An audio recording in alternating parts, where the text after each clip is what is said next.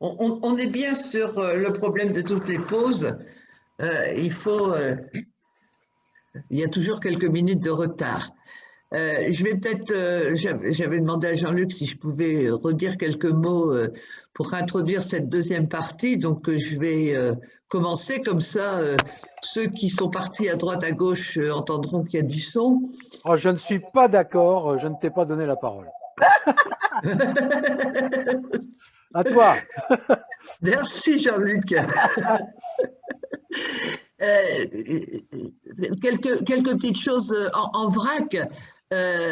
Déjà, pour témoigner par rapport à ce que Serge a pu dire, alors après c'est de l'histoire ancienne, puisque ça date du siècle dernier, mais aux urgences à Charleville-Mézières, il y avait un véritable problème, puisqu'on n'avait aucun recours à un psychiatre, y compris en semi-urgence, et que, à force de batailler, ça s'est terminé avec la présence d'infirmiers psy aux urgences et qui étaient des infirmiers psy sans doute d'ancienne formation avant la suppression du diplôme des infirmiers psy.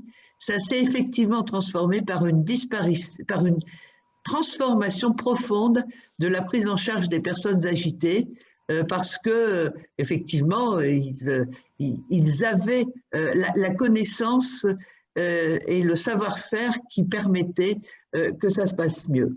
Pendant que j'en suis au témoignage, et on l'a dit, on vous enverra ce que nous a écrit Sandrine Deloche, mais je voudrais juste lire quelques passages. Elle est beaucoup sur ce qui se passe actuellement en lien avec le Covid. Et donc je lis, pour résumer la situation très préoccupante du moment, je dirais que l'on vit actuellement ce que les réanimateurs redoutaient en mars dernier, d'être débordés par des demandes très aiguës et très complexes, nécessitant des moyens humains et des organisations collectives très réactives et cohérentes. Et elle ajoute, ce n'est pas moyen, ce manque cruel de moyens, mais ça a explosé. Un peu plus loin, c'est notre clinique recueille pour moitié une dimension sociale de la souffrance qui nous vient.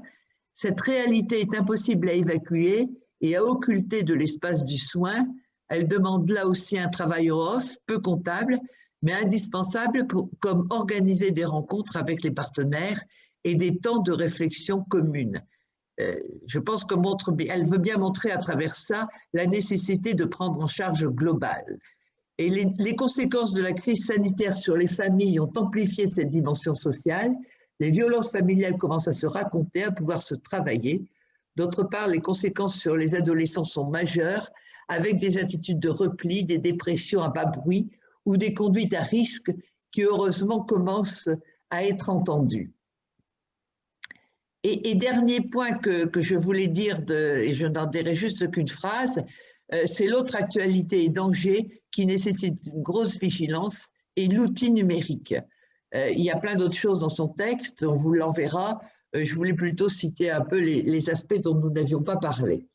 Je voudrais ensuite remercier Paul pour son intervention sur la sécurité sociale. C'est effectivement un sujet sur lequel nous menons, je dirais bien, une campagne permanente à la coordination, mais où cette année en plus, en lien avec Convergence des services publics, nous avons décidé une campagne à l'occasion des 75 ans de la sécurité sociale, avec un appel pour que vive la sécurité sociale, et y compris, nous avons bien dans l'idée, si on en a la possibilité, et en fonction du bilan qu'on va tirer d'aujourd'hui, mais qui s'avère très positif, et d'un certain nombre d'autres projets, de faire aussi une visioconférence sur la sécurité sociale pour voir comment l'aspiration à un remboursement à 100% des soins par la sécurité sociale peut devenir réalité. Et on sait bien que ça touche aussi profondément la psychiatrie, parce que la question de l'accès aux soins, il est possible d'avoir plus facilement un rendez-vous avec un psychiatre en libéral avec dépassement d'honoraires dans un certain nombre de secteurs, quand on en a les moyens, et pas partout. Donc, c'est effectivement quelque chose qu'il nous faut travailler la question de la sécurité sociale et qu'il nous faut défendre tous les jours face aux attaques. Je n'en dirai pas plus, sans ça on pourrait faire la visio sur ce sujet-là, c'est dans nos intentions. Je reviendrai peut-être plus longuement, enfin plus longuement pas, en insistant peut-être encore plus sur l'intervention d'Estelle. Je pense que ce qu'elle dit est extrêmement important. On ne peut pas se contenter d'échanger et d'avoir un débat.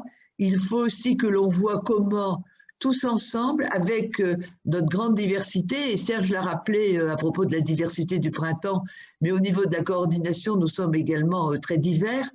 Je pense qu'il nous faut aussi travailler à voir comment ça peut déboucher sur un certain nombre d'actions sous forme, comme elle l'a évoqué peut-être, pourquoi pas de l'écriture d'un livre blanc, sous forme, il faut qu'on réfléchisse, mais je pense que ça pourrait être intéressant que ça puisse être dans le débat de cet après-midi, de cette deuxième partie d'après-midi, qu'on ouvre un certain nombre de perspectives sur, au-delà du constat que ça va mal, au-delà de la meilleure compréhension, et je remercie l'ensemble des intervenants de leurs interventions sur ce sujet, d'une meilleure compréhension des problèmes spécifiques de la psychiatrie, c'est comment tous ensemble on peut avancer. Je vais maintenant donner la parole à Serge, puisqu'on avait annoncé son intervention pour après la pause, et puis on reprendra le cours de nos interventions avec ceux qui s'étaient déjà inscrits. Je crois que la suivante après, c'était Sylvie. Un petit point, c'est Jean-Luc là. Un petit point, l'une d'entre nous propose que quand nous ne sommes pas en intervention, quand nous n'intervenons pas, nous fermions nos caméras pour peut-être essayer d'améliorer la retransmission pour certaines ou certains d'entre nous. Merci. Et évidemment, les micros. Oui, non, Michel, pour ne pas trop rentrer dans ce qui a été très très bien évoqué par les intervenants et un peu tout le monde, beaucoup axé sur le constat assez affligeant, je préfère qu'on continue le débat. Voilà.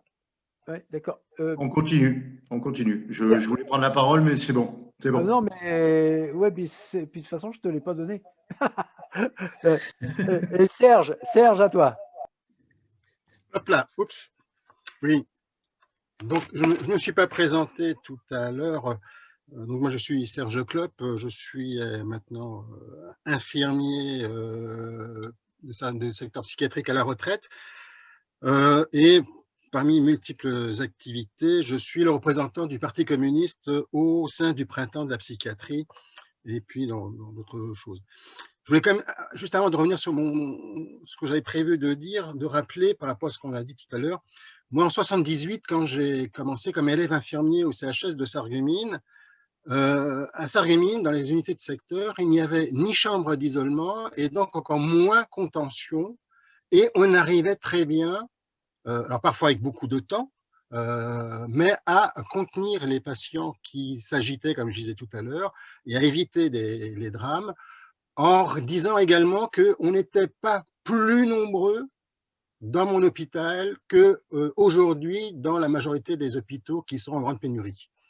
Donc je pense que c'est quelque chose, à mon avis, qui doit du tout nous faire réfléchir sur surtout la démarche des soignants, comment on aborde le patient qui ne va pas bien, et la question donc derrière de la formation. J'ai aussi fait partie des infirmiers qui pensaient d'ailleurs que dans les années 80, 90, on allait voir la suppression définitive des chambres d'isolement parce que justement on peut travailler sans ce dispositif, mais à condition d'être dans une certaine disposition vis-à-vis du malade. Alors, par rapport à ce que je vous ai amené, donc je vais revenir quand même un peu, alors ça va peut-être faire un peu redondance avec ce qu'avait dit tout à l'heure Delphine, mais pas forcément du même point, mais revenir quand même sur ce que c'est que le secteur pour voir aujourd'hui où sont les manques et éventuellement vers où on peut travailler. Donc le secteur est né à la libération du mouvement des aliénistes qui visait à développer une psychiatrie essentiellement ambulatoire dans la cité pour mettre fin à la relégation des fous internés dans les asiles hors des villes. Donc déjà, on passe de l'hospitalisation, centre de gravité de la psychiatrie, à l'ambulatoire. Et les fondements philosophiques sont une continuité des soins de prévention, de cure et de post-cure par la même équipe pluridisciplinaire. Les soins sont fondés sur une prise en compte de la triple dimension biopsychosociale de la personne, associant différentes approches, psychothérapie, sociothérapie, thérapie biologique et comportementale. Ça rejoint le débat qu'on a eu tout à l'heure, c'est-à-dire que les approches ne doivent pas être opposées les unes aux autres, mais éventuellement en complémentarité. Mais en même temps, dans toutes ces approches, l'élément essentiel, c'était la qualité du lien relationnel entre chaque patient et les membres de l'équipe de secteur. C'est la qualité de ce lien relationnel, qu'on peut appeler le transférentiel pour ceux qui sont plutôt de culture psychanalytique, qui garantit la continuité des soins et non la contrainte. Et pour favoriser cette continuité, une proximité suffisante est nécessaire. Et pour cela, le territoire du secteur a été découpé en zones géodémographiques d'environ 75 000 habitants. Parce que, comme disait Bonafé, le secteur, ce n'est pas une carte Michelin, et c'est le secteur qui a obligation d'accueillir toutes les demandes de soins, de prévention, de cure et de post-cure, et non le patient qui aurait obligation d'aller dans son secteur. Le patient bénéficiait et bénéficie toujours, pour sa part, théoriquement, de la liberté de choix de son praticien. Alors ça, malheureusement, c'est évident que ça ne correspond plus du tout à la pratique actuelle, à la fois pour des raisons de moyens, mais je pense aussi parce que, pour certains, on ne veut pas s'emmerder avec des patients et que donc on reste dans les clous de la carte Michelin.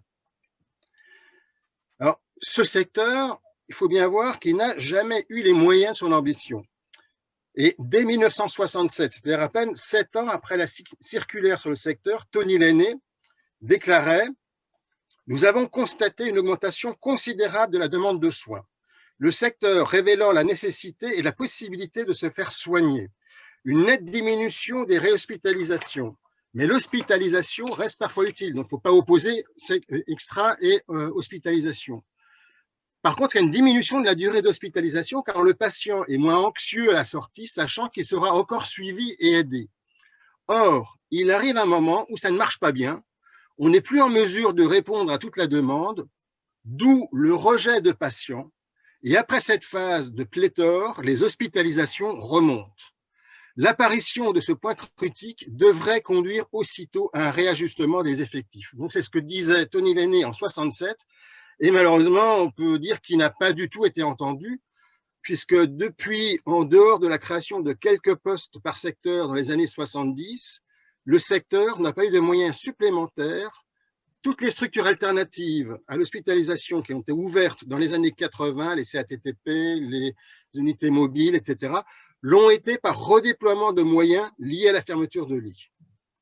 Alors que dans le même temps, la population est passée de 40 millions à 65 millions d'habitants, que la précarité a fait son apparition massive et que l'exode rural, associé à la relégation des plus pauvres dans les banlieues, ont fait exploser les solidarités tant familiales que sociales, ce qui, bien sûr, fragilise encore plus les patients.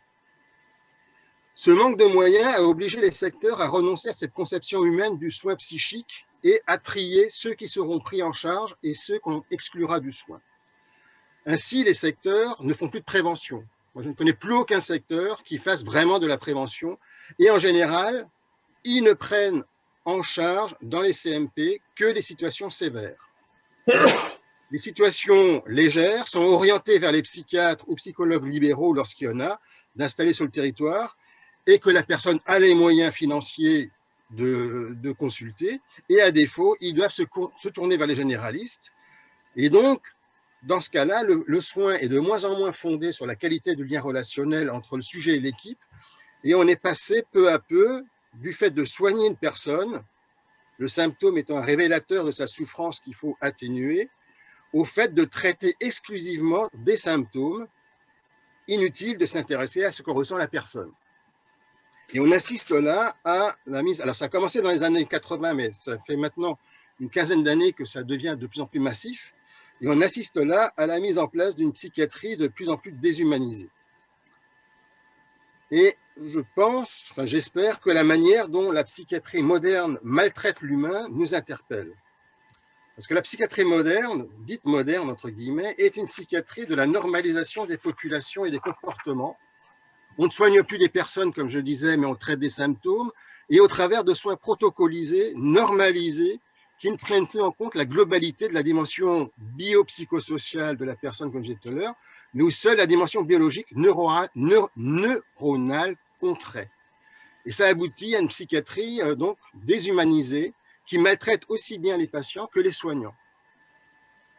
Et c'est une question, à mon avis, éminemment politique qui doit interpeller chaque citoyen et pas que ceux qui sont directement concernés, à savoir les soignants et ceux qui consultent en psychiatrie.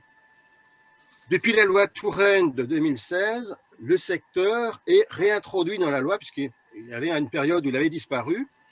Mais il faut bien savoir, se rendre compte que quand on parle aujourd'hui du secteur, ce n'est plus celui de la circulaire de 1960. Aujourd'hui, la psychiatrie étant une spécialité comme les autres, elle doit s'intégrer dans le parcours de soins au même titre que la cardiologie, par exemple. Ça signifie que la psychiatrie n'a à s'occuper que des patients en crise, y compris en ambulatoire, c'est-à-dire dans les CMP, les CATTP. Et ce que disait tout à l'heure Delphine par rapport aux consultations de psychologues, 6 mois renouvelables éventuellement, il est prévu que, y compris en centre d'accueil thérapeutique à temps partiel, les indications soient aussi limitées à 6 mois et qu'au-delà de 6 mois, on puisse éventuellement renouveler une fois ou deux, mais qu'au-delà, on arrête. C'est-à-dire que si la personne n'est pas guérie, entre guillemets, s'il continue à avoir besoin du CATTP, c'est qu'on ne peut pas la guérir, donc elle ne relève pas du soin, et sinon, si elle est guérie, elle ne relève pas, elle ne doit plus venir au CATTP. Les patients stabilisés relèveraient du généraliste pour le renouvellement de leur traitement. Et s'ils sont en rupture de soins ou si ça ne suffit pas, de toute façon, on considère qu'ils reviendront lorsqu'ils seront à nouveau en crise.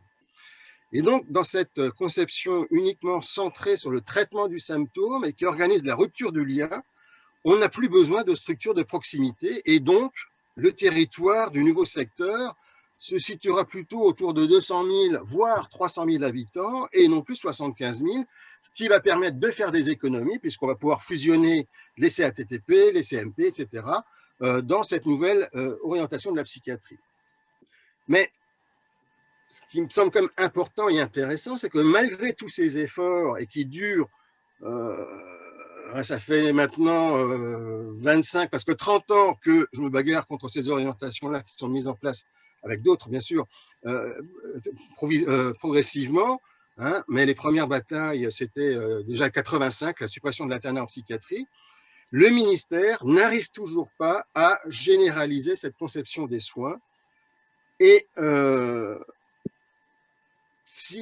pour ma part, je n'accepte pas cette conception des soins parce qu'elle est déshumanisante pour les patients et pour les soignants, mais inventer une psychiatrie humaine, ça passe aussi, à mon avis, par un secteur qui soit à nouveau construit sur la continuité des soins entre prévention, cure et post-cure. C'est-à-dire qu'on ne peut pas simplement dire on garde l'existant, on préserve l'existant en donnant quelques moyens supplémentaires. Je pense qu'il faut vraiment revenir sur la philosophie de départ.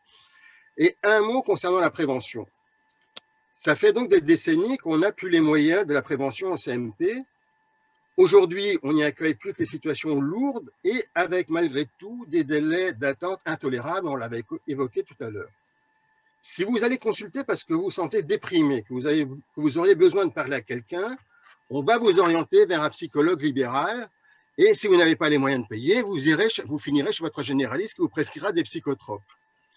Si, par rapport à cette situation, en attendant de former les milliers de soignants nécessaires, psychiatres, infirmiers, on embauchait immédiatement tous les psychologues cliniciens au chômage, et ils sont des milliers.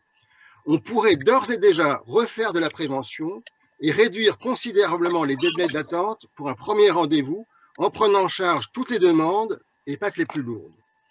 Et pour rappel aussi par rapport au débat qu'il y a eu tout à l'heure sur la sécurité sociale, je rappelle que la consultation en CMP est absolument gratuite et les prises en charge en CATTP sont absolument gratuites et financées par l'activité des journées du temps d'hospitalisation dans le cadre du budget global. Et je pense que ça, c'est aussi quelque chose d'important pour permettre l'accès aux soins, c'est cette gratuité radicale du soin, où on n'a même pas besoin de présenter ta carte de sécu, on va au CMP, on dit je m'appelle un tel, j'ai besoin de soins, et on est en principe le CMP est obligé de prendre en charge la personne.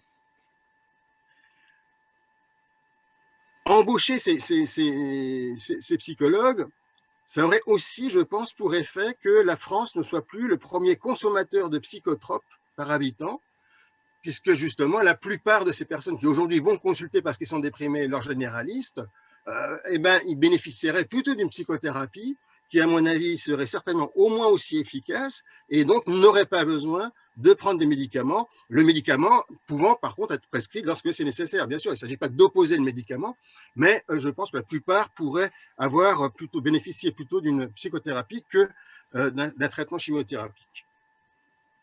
Et du coup, le recours à la psychiatrie serait aussi moins stigmatisant parce que justement banalisé.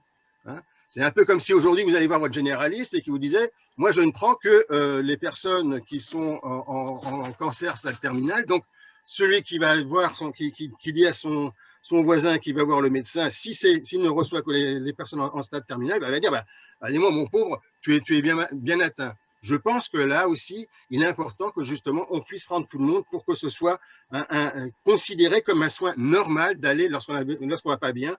Moi, je dis toujours, quand je travaille en pédopsychiatrie aux jeunes que je prenais, je leur disais, quand j'ai mal aux dents, je vais voir chez le dentiste. Quand je ne me sens pas bien dans ma tête, je vais voir mon psy. Et cette stigmatisation est un vrai problème, parce que comme dans ce que j'ai dit tout à l'heure de citer de Tony Lainé, il laissait entrevoir la banalisation du recours aux soins psychiques. Aujourd'hui, c'est redevenu une maladie honteuse. Ce n'est pas par hasard si, à ma connaissance, il n'y a aucun comité de défense du secteur psychiatrique ou de l'hôpital psychiatrique. Pourtant, et ça c'est une méconnaissance de la population, la psychiatrie est la première cause de maladie en France. Et on considère, d'après l'OMS, qu'un quart d'entre nous aura recours à la psychiatrie à un moment donné de sa vie ou l'autre. Par ailleurs, le Covid et ses conséquences ramènent au premier plan la question de la souffrance psychique et particulièrement dans ce rapport au social. Mais là aussi, la manière dont c'est traité aujourd'hui est détournée, c'est-à-dire qu'on est bien obligé de reconnaître qu'il y a un effet pathogène lié aux conditions sociales. Et bien, comme le disait, je crois que c'est Olivia qui disait tout à l'heure, combien c'est détourné d'emblée pour être biologisé, alors qu'en fait, c'est simplement, là, on redécouvre ce que dans les années 60, 70, 80, un certain nombre de psychiatres, Bonafé et d'autres marxistes, appelaient la psychogénèse, c'est-à-dire que le fait que le milieu peut créer des pathologies et que si on ne traite pas le milieu en même temps que la personne, ça ne marche pas. Et donc, on voit bien que tout ça, ça concerne tout le monde. Alors, le secteur ayant été conçu en lui-même comme un parcours de soins spécifique de celui de la médecine, il semble indispensable que la psychiatrie soit considérée comme une discipline à part entière et non plus comme une spécialité comme les autres de la médecine. Les patients suivis en psychiatrie ne relèveraient donc, si on reconnaissait la psychiatrie comme une discipline et non pas comme une spécialité de la médecine, ne relèveraient plus du parcours de soins général, mais de ce parcours de soins spécifique psychiatrique. Ce qui garantirait la continuité du lien et des soins entre périodes de crise et de rémission, continuité du lien qui permet justement d'éviter les crises. Par contre, et je pense que ça c'est quelque chose sur lequel il faut faire effort par rapport à aujourd'hui, ça implique aussi une coopération plus forte entre la psychiatrie et la médecine générale. Ça résoudrait peut-être aussi le manque d'attractivité pour les médecins, dont on a parlé tout à l'heure, en réinstaurant un internat spécifique. Parce qu'aujourd'hui, si on a du mal à recruter, y compris à ce que nos postes d'internes en psychiatrie soient pourvus, c'est parce que comme les études de psychiatrie rentrent dans le cursus de la médecine générale et qui sont mal notées par rapport comment dire, à la manière dont on évalue la qualité ou l'intérêt des spécialités, ceux qui choisissent ce psy aujourd'hui, ce sont ceux qui choisissent ce psy par défaut, hein, de même que les pharmaciens. Je pense que si on réintroduisait un internat spécifique à la psychiatrie, ça signifierait que les personnes qui viennent en psychiatrie font le choix de faire d'emblée, de faire psychiatrie, et ne viennent pas en psychiatrie à la fin de l'externat en se disant j'y arrive pas, je vais faire ça parce que sinon je vais devoir arrêter mes études. Ensuite, comme disait Tosquelles, il n'y a pas de pensée sans cerveau humain, ni cerveau humain hors de l'homme, ni homme hors du monde. Pour ne plus réduire la personne à sa seule dimension biologique, neuronale, je pense important de redonner à la psychiatrie la mission de lutter contre les maladies mentales en tenant compte, comme j'ai dit tout à l'heure, de la triple dimension biopsychosociale propre à chaque individu. La continuité passe par un soin psychique fondé sur la relation thérapeutique et pour cela, la proximité est essentielle. Et donc, c'est pourquoi on propose de revenir à une dimension géodémographique du secteur de 75 000 habitants avec réouverture de toutes les structures ambulatoires qui ont été fermées, y compris dans les lieux où on a vraiment fermé très massivement et fusionné très massivement les unités ambulatoires. Cela passe aussi par faire reculer les pratiques banalisant et systématisant les isolements et la contention qui maltraitent et mettent en danger les patients comme les soignants. Pratiques qui sont le fruit de la violence institutionnelle due à l'idéologie sécuritaire qui, contrairement à ce qu'on pense, ne vise pas à sécuriser les services, mais à entretenir le sentiment d'insécurité et d'angoisse des soignants comme des patients. C'est pourquoi il est proposé de former les soignants à l'apaisement de l'angoisse, ceux qui les ressentent sur leur fonction soignante et la souffrance du patient, redonnant du sens aux symptômes, plutôt que de les former à la gestion de la violence qui focalise sur la violence et donc le rapport de force et renforce le sentiment d'insécurité. Alors, ces propositions sur lesquelles je viens de finir ont fait l'objet d'une proposition de loi qui a été déposée par les parlementaires au Parlement. Et par rapport à ces propositions donc, qui ont l'intérêt d'exister, je pense qu'il faut bien voir qu'elles ne sont pas à prendre ou à laisser, mais à discuter, et je pense que ce sont malgré tout les pistes essentielles pour poser les bases structurantes d'une refondation du secteur pour une psychiatrie humaine, parce que la dégradation du secteur est telle qu'il n'est plus possible de vouloir simplement défendre l'existant en redonnant quelques moyens. Je pense que c'est toute la conception philosophique et politique de l'humain qui est à revoir, et cela, c'est l'affaire de toute la population et pas que des spécialistes. Voilà. Eh bien, merci beaucoup, Serge. On va reprendre la discussion et le questionnement. Je passe donc la parole d'abord à Evelyne, ensuite Sylvie, ensuite Lucas et ensuite Dominique Marquet. Marianne. Okay. Marianne. Merci Jean-Luc. Après Serge, ça va être difficile. Hein. Mais bon, si ça me permet de rebondir sur 3 niveaux de réflexion, mais je vais essayer d'être courte parce que c'est là qu'on voit que ça mérite vraiment une réflexion cohérente et globale. J'avais l'intention d'y revenir, mais Serge me motive d'autant plus de l'importance de recentrer une partie de notre réflexion sur la conception du soin et de conception de retrouver la santé et comment les soins psychiatriques sont incontournables dans un parcours de soins à un moment donné de la vie humaine. Il y a quelque chose à réfléchir là-dessus qui va dans le sens, bien évidemment, d'une redéfinition à part entière des soins psychiatriques et de leur spécificité en regard de l'humain dans la société d'aujourd'hui. Et comment la prise en charge de l'humain relève d'une vision sociétale. Et je pense que ce n'est pas par hasard si aujourd'hui la psychiatrie est maltraitée comme elle l'est depuis les années, on va dire, 80. Je pense aussi qu'il faut, deuxième type de réflexion, mais je suis schématique pour qu'on puisse discuter. Je pense qu'il y a besoin de réfléchir, non pas seulement en territoire et en structure, mais en équipe. Et Serge l'amène aussi parce qu'il parle, comme d'autres, de formation, de la spécificité de la psychiatrie, de l'importance de la liaison avec les autres médecins. Et peut-être que là, il y a besoin de réfléchir plus que pour ce qui permettrait de rompre avec ce concept de parcours de soins qui sert aujourd'hui à séquencer l'humain et surtout à faire en sorte que tout ce qui peut être inutile va être supprimé. Voilà, je crois qu'il y a peut-être besoin. Et la psychiatrie nous donne une opportunité de travailler ce concept d'équipe de soins parce que plus que toute autre pathologie, c'est incontournable. Voilà, je fais vite. Hein. Le troisième réflexion que je voulais amener, alors il y a quelque chose qui m'a paru très évident, ça l'était avant, mais ça l'est encore plus, c'est comment aujourd'hui la dégradation de la situation de la psychiatrie qui est voulue, qui est organisée, qui est structurée, qui relève d'une conception politique, va servir à casser la sécu. Et je pense en particulier à ce qu'on sent, ce qu'on voit venir.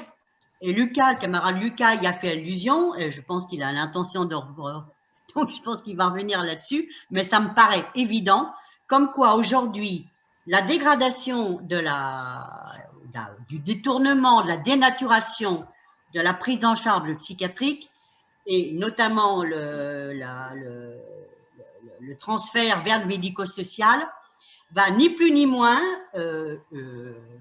motiver, légitimer la 5e branche. Je ne sais pas si je me fais comprendre. Oui, voilà. Ça me paraît évident. Et peut-être que ça va aller beaucoup plus vite sur les questions de la psychiatrie que toute autre pathologie. C'est déjà en cours. Parce qu'on voit déjà aujourd'hui le transfert, on l'a vu avec la gériatrie, la fermeture des lits à la PHP notamment. On le voit aujourd'hui avec les lits psychiatrie, on le voit avec la fermeture des structures qui relevaient du sanitaire, et on voit aujourd'hui de plus en plus les associations, donc le médico-social, prendre en charge des malades, des patients qui relèvent de la psychiatrie, ou ceux qui sont dans la rue, et qui de par là vont, ni plus ni moins, être reversés dans le handicap. Qui dit handicap dit 5e branche. C'est court, hein. Là, on voit comment... Et c'est monstrueux comme montage, hein, mais c'est un vrai montage, hein, c'est une stratégie. Et c'est là, je pense que ça devrait nous permettre, et moi, forcément, ça me donne des ouvertures de réflexion pour qu'on soit, puisqu'on a parlé de la sécu, mais il faut qu'on soit concret. Et la meilleure manière d'être concret, c'est se battre sur 100% sécu. Je pense que là, et Serge l'a bien développé, d'autres aussi, je pense qu'il faut vraiment qu'on tienne les deux équilibres des soins, de concept des soins.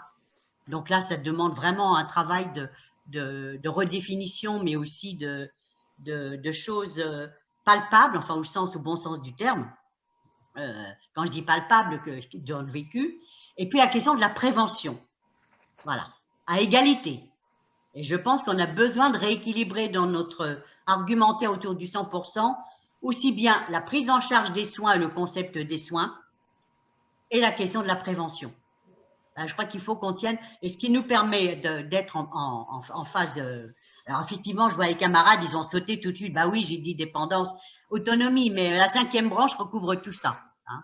Le handicap, la grande partie du handicap va être essentiellement des handicapés, entre guillemets, soit mentaux, soit psychiatriques. Et ça va, et le déversement va être rapide, très très rapide, puisque les structures existent déjà. Voilà. Donc voilà, je pense qu'il faut qu'on soit très vigilant là-dessus. Et la meilleure manière de se battre, bah, c'est d'être beaucoup plus offensif sur le 100% et dans le contenu du 100%. Je termine là-dessus.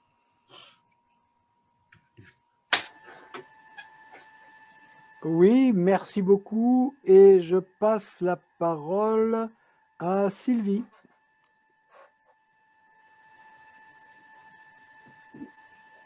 J'ai demandé, mais beaucoup plus haut, donc non. Donc, on passe la parole à Lucas. Oui, bon. Moi, c'est pas obligé, hein. On peut non, j'ai des choses à dire. C'est intéressant ces débats. C'est bien qu'on puisse échanger comme ça et réfléchir en même temps.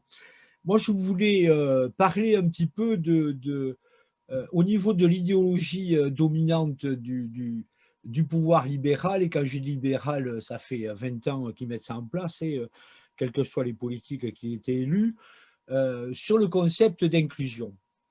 Parce qu'ils sont intelligents quand même. Ils choisissent bien les mots qu'ils vont employer pour faire passer dans la société des concepts qui n'ont rien à voir avec la définition des mots. Aujourd'hui, on ne parle plus que d'inclusion. Et si jamais vous vous retrouvez à être critique, parce que moi j'ai eu des responsabilités militantes dans différents secteurs notamment au niveau de la Sécu même. Et je disais, mais attendez, pour moi, ce n'est pas un problème d'inclusion, c'est un problème d'intégration. Parce que ce que vous appelez l'inclusion, en fait, vous avez tripatouillé certains concepts pour, comment dirais-je, élargir la définition de la norme, vous l'avez élargie, vous avez intégré dans cette définition des normes le handicap, et ensuite vous considérez que dans la normalité, le handicap en fait aussi partie. Et quand on parle aujourd'hui d'inclusion, et si vous regardez tous les rapports concernant la psy et le médico-social et les personnes handicapées qui viennent directement de l'État via la CNSA, parlent d'inclusion. Il y a même eu des rapports parlementaires sur l'inclusion. Et à partir de ça, ils font complètement abstraction du soin. C'est complètement déconnecté et ça renvoie à chaque fois à des conceptions comment dirais-je, qui sont uniquement basés sur le DSM-5 et sur des traitements par les neurosciences. Donc, fondamentalement, si nous avons des luttes à mener qui vont aller sur des positions d'économie, mais il y a aussi des luttes à mener et à bien comprendre sur des positions d'idéologie dominante. Parce qu'aujourd'hui, quand vous parlez, par exemple, d'autisme, ça a complètement effacé ce que la psychiatrie, pendant des décennies, avait dénommé des psychoses infantiles. Si aujourd'hui vous employez ce terme dans une réunion, vous vous faites tomber dessus par tout le monde. Et le pouvoir politique a eu cette intelligence de travailler d'abord et que avec des associations qu'il a lui-même participé à créer et à financer pour développer ces conceptions-là. Je ne sais plus qui c'est qui en parlait tout à l'heure par rapport aux dérives qu'a pu avoir à un moment donné la psychanalyse qui a fait qu'il y a eu un certain rejet. Ils se sont appuyés aussi sur ces associations pour faire en sorte qu'il y ait un rejet d'une psychiatrie d'avant-garde, je dirais, telle qu'elle avait été conçue après la guerre avec Tosquelles, Souris et Bonafé, pour aller de l'avant justement, pour intégrer la personne. Moi, je fais une différence de concept fondamentale entre l'intégration du sujet dans la société, y compris avec les éléments de pathologie qu'il va être amené, c'est comment faire en sorte qu'il puisse rester inclus dans la société, mais intégré à travers le soin, dans une démarche de soin, et non pas placé en position de handicap, et dans ce cas-là, on dit on l'inclut. Je me permets de dire, il y a toujours en place des projets. Ça fait 4-5 ans de ça, ils avaient mis en place à partir de la Forcade, qui était l'ARS de l'Aquitaine, puis de la Nouvelle-Aquitaine, qui vient de prendre sa retraite et qui avait déjà commis un rapport sur la psychiatrie, ça s'appelait le projet UXA, un chez soi d'abord. Ça avait commencé à Marseille, Lille, je ne me rappelle plus. Je crois qu'il y avait 4 villes en France. On mettait des personnes qui avaient des troubles psychiatriques majeurs dans des appartements en leur disant, voilà, si vous avez besoin de l'assistance sociale, vous l'avez là, si vous avez besoin d'un ci, vous l'avez là, et ils étaient livrés à eux-mêmes dans la cité, et sans aucune intervention. Ce qui veut dire que c'est quelque part ne pas considérer la personne comme un être humain, mais comme un être de seconde zone. On le met de côté et on n'a pas besoin de s'en occuper, puisqu'il a un logement, puisqu'on sait qu'il aura à manger, puisqu'on sait qu'il a une AH, qu'il pourra payer son loyer, et s'il ne peut pas le payer, eh bien, c'est un assistant social qui viendra pour faire ça. Donc, je crois que sur le plan de l'idéologie, il faut bien qu'on prenne en compte ça pour ensuite, comment dirais-je, commencer à réfléchir pour comment on va mettre en œuvre une autre politique. L'intervention tout à l'heure de Serge était très intéressante dans la mesure où elle résume bien ce qu'il serait nécessaire de faire pour revenir à une politique antérieure. Mais pour y revenir, ça veut dire que si on parle de la Sécu, eh bien, il faut reconstruire une sécurité sociale, mais redonner le pouvoir aux salariés. Je me permets de rappeler que la réforme de 2004, ce n'est plus les conseils d'administration, ce sont simplement des conseillers. Moi, j'ai été président de caisse, j'en sais quelque chose. C'est-à-dire, on n'a quasiment plus aucun droit, sinon que de dire, y compris dans les commissions d'action sanitaire et sociale, je veux dire, on a un pan somme, on n'a plus qu'à le mettre en place. On n'a aucune autonomie. Je crois qu'il y a deux choses, et c'est le plus difficile, hein, c'est d'arriver à comprendre l'idéologie dominante d'aujourd'hui, néolibérale, pour voir comment on peut bien la disséquer, mieux la comprendre et mieux aller de l'avant. Moi, je ne suis pas contre les neurosciences, dans la mesure où, à un moment donné, la recherche va nous dire, voilà, ben, nous, on a trouvé des solutions, d'accord, mais l'humain d'abord. Moi, je pars du principe, une personne qui est porteuse de problèmes psychiatriques, c'est d'abord une personne. Et on la traite en tant que telle dans la société. Elle doit être intégrée à part entière dans la société. Après, sur les transferts de financement, mais ils ont déjà lieu, les transferts du financement entre la psychiatrie publique et le médico-social. Le transfert au niveau d'abord des conseils généraux, puis maintenant des conseils départementaux, c'est fait à travers la transformation de lits sanitaires en lits médico-sociaux, puisque ce sont les départements qui prennent en charge tous les frais d'hospitalisation, l'ARS ne finançant que le soin. Et je me permets de dire aussi que, je l'ai dit tout à l'heure, un budget en psychiatrie publique, c'est au minimum 500 € par jour, alors que dans le médico-social, le même patient, le transfert en médico-social, c'est 250 €. Et sur les 250, le budget soins de l'ARS, il est de 125 et les 125 autres, ils sont à la charge du conseil départemental. Donc, il y a ces deux choses-là. Moi, où je suis très inquiet, c'est par rapport aux mots, aux conceptions qui mettent en avant aujourd'hui. Moi, j'ai vu un rapport de la SNSA, je crois qu'il est sorti l'année dernière ou il y a 2 ans. Quand il parlait d'inclusion, il parlait y compris de dire il faut fermer tous les établissements médico-sociaux. Il faut que tous les patients soient chez eux et qui les prendra en charge, ce seront les aidants. Et on a du mal à s'imaginer, mais moi je côtoie, y compris des camarades qui prennent en charge leurs parents, parce qu'il n'y a aucune autre solution. Et toutes ces difficultés-là, eh bien, elles font que nombre de personnes sont désorientées. Et quand on leur dit, voilà, on va vers un système d'inclusion, on va le mettre dans un appartement, on va faire en sorte qu'il ait une AH, on va lui payer son loyer, il aura ses médicaments à disposition, il y a une infirmière qui passera 1 fois par semaine. Ce n'est pas une solution pour réduire la symptomatologie quand elle se pose, parce que ça peut être dramatique. Nous avons des cas, je pense que malheureusement c'est sur le plan national, mais moi je me rappelle d'une jeune fille qui était prise en charge dans une école avec le système d'inclusion, qui a été défenestrée et qui est décédée. Parce qu'il n'y a plus un seul lit d'hospitalisation infantile pour les enfants sur le département. Et les seuls qui existent, c'était Bordeaux ou Limoges. Mais comme il n'y avait pas assez de place, elle était dans une famille d'accueil. Alors, je veux dire, il faut qu'on réfléchisse à tout ça en même temps. Il faut en même temps élaborer des concepts politiques pour revenir, comment dirais-je, à une gestion beaucoup qui revienne à la philosophie de l'être humain, mais il faut aussi qu'on démonte l'idéologie de tous ces concepts qu'ils ont mis en avant et qui travaillent avec les associations.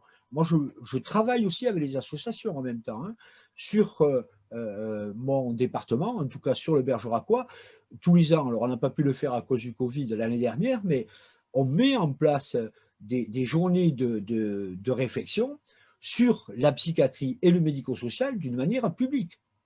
Et on fait venir des intervenants, on a fait venir Marie-Jean Sauré, Michel Chauvière ou comme ça, et on débat, et y compris on invite les associations de parents pour discuter et que s'entremêlent toutes ces bonnes volontés qui ont envie de répondre à des besoins. Et je pense que vous êtes sur la bonne voie. En tout cas, je vous félicite d'avoir organisé ça, puisque c'est Nicole qui m'y avait invité, mais il faut qu'on continue tous ensemble ces combats-là.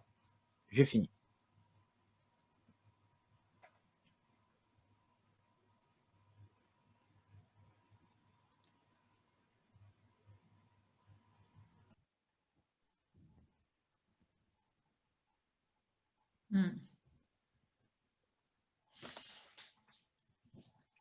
Pour maintenant, la parole à Dominique Marquet, s'il vous plaît. Oui, bonjour. En fait, je suis Claire Marquet. Ah, ben c'est marqué Dominique, j'y peux rien. Oui, c'est le prénom de mon mari. Oui. Ah, mais on fait ce qu'on... C'est pas grave. Non, mon propos, il arrive un peu trop tard, là, un peu décalé par rapport à tout ce qui vient d'être dit et que j'ai trouvé passionnant. Je suis de profession, j'étais psychologue, je suis retraitée en psychiatrie générale, psychiatrie adulte. Et aujourd'hui, je soutiens des gens bénévolement et je vois se développer le bénévolat. Dans mon département, la 79, il y a une association d'anciens psychologues qui s'est formée pour compenser les manques. Voilà. Donc, des manques notamment auprès de migrants, auprès de gens qui ont des très gros besoins et à qui il n'y a aucune offre de soutien par les carences, quoi, hein. J'appartiens aussi à un territoire où il y a un peu moins d'un an, quelque chose de tragique, puisqu'un patient a tué l'infirmière sur le lieu du travail. Ça a été très vite étouffé, je dirais grâce, entre guillemets, au Covid. Mais c'était le résultat de la déstructuration. Donc, je suis désolée, je reviens en arrière, je suis pas constructive là, hein. Mais la déstructuration, la carence grave qui était dénoncée par les personnels et par d'autres associations qui n'étaient pas du tout entendues, mais cette carence, elle s'est traduite avec voilà le décès d'une infirmière dans le cadre de son travail. Et donc aujourd'hui, on parle de reconstruire ces services en se vantant de restructurer. Et donc là, ça vient toucher à quelque chose dont on n'a pas beaucoup parlé, c'est pourquoi je me permets de continuer à garder la parole. Mais je sais que excusez-moi, le syndicat des psychiatres là en parle bien. C'est cette réponse avec des unités dédiées à certains symptômes, enfin des choses que on ne travaillait pas comme ça avant, hein.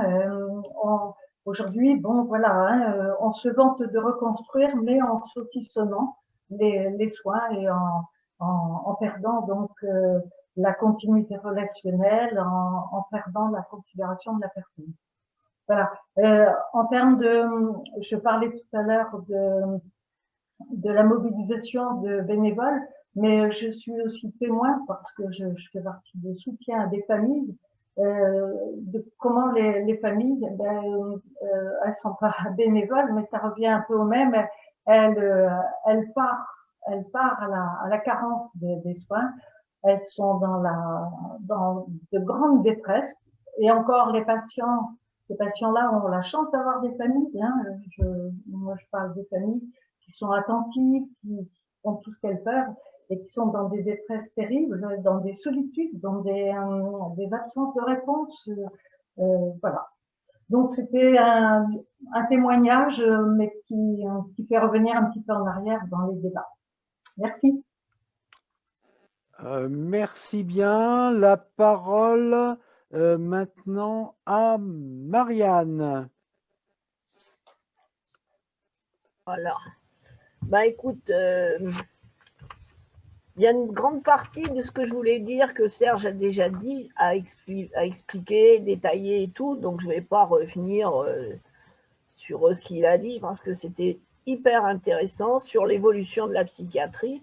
Je voulais simplement quand même me présenter un petit peu aussi parce que je suis une infirmière en psychiatrie, en retraite. J'ai commencé en 69 et j'ai fini en 2002. J'ai donc vu l'évolution de la psychiatrie à ce moment-là, entre la psychiatrie de secteur qui s'est mise en place et la destruction de la psychiatrie petit à petit pour arriver à quelque chose que j'estime on revient au 19e siècle, quoi. Serge l'a très bien expliqué, la façon dont on prend les personnes. D'ailleurs, on ne soigne plus l'être humain, on soigne un symptôme, enfin bon. Effectivement, le malade mental a disparu dans les textes déjà. C'était plus un malade mental, c'était un handicap. Donc je rejoins Evelyne dans l'histoire de la prise en charge des handicapés et la 5e branche. Donc, on a supprimé déjà le malade mental, on a supprimé les études d'internat en psychiatrie. Donc, évidemment, il ne peut pas y avoir beaucoup de choix de médecins qui y vont. Et donc, c'est une évolution qui se fait au plus mal, mais le plus mal est le mieux pour les dirigeants qu'on a actuellement, puisque c'est dans comment dire, une évidence de rentabilité, parce qu'il faut que ça coûte moins cher. Il faut que ce soit rentable. On a parlé du paquet de soins, on a parlé, Serge en a parlé, de 6 mois de prise en charge. Après, bah, tu te débrouilles. Donc, je n'irai pas tellement plus loin, parce que il y a dans tout ça aussi, dans les services maintenant actuellement, parce que moi j'y vais plus, j'ai plus de relations avec le service, puis je suis un petit peu loin parce que Concarneau, j'ai fini ma carrière à Villévrard, donc Concarneau-Villévrard se fait un peu loin. Et il y a une histoire de sécurité dans le travail. Moi, je me suis toujours battue quand j'étais en activité pour la sécurité du personnel dans le travail, mais aussi la sécurité des malades. Parce que quand on est à l'hôpital, c'est pas parce qu'on va bien, on n'est pas un handicapé, on est un malade. Mais on a perdu ça aujourd'hui dans les termes. À l'hôpital, on n'a plus de malades. Mais c'est quand même ça. Et le minimum de personnel pour s'occuper en psychiatrie, et nos grands énarques ne connaissent pas, évidemment, ils ne savent pas ce qu'il faut. On a l'exemple, Serge en a parlé par rapport aux urgences, etc. Le personnel qu'il faut, évidemment, pas le même que si on fait une injection à une personne qui vient d'être opérée de l'appendicite, où ça demande 30 secondes. Alors que je disais toujours, quand on fait une injection à un malade mental, à un malade à l'hôpital, ça peut être fait en 5 minutes, mais il peut falloir 1 heure parce qu'il n'est pas d'accord ou parce qu'il y a un souci, etc. Donc, la prise en charge du malade dans l'hôpital et en même temps la sécurité par rapport au personnel. En 87, par exemple, je vais vous donner un exemple. En 87, dans les équipes du matin et d'après-midi, on était 6 infirmiers. Infirmiers, je parle, hein, je ne parle pas d'aides-soignants ou d'ASH, on était 6 infirmiers. En 2000, ils ont estimé qu'à 2, c'était suffisant.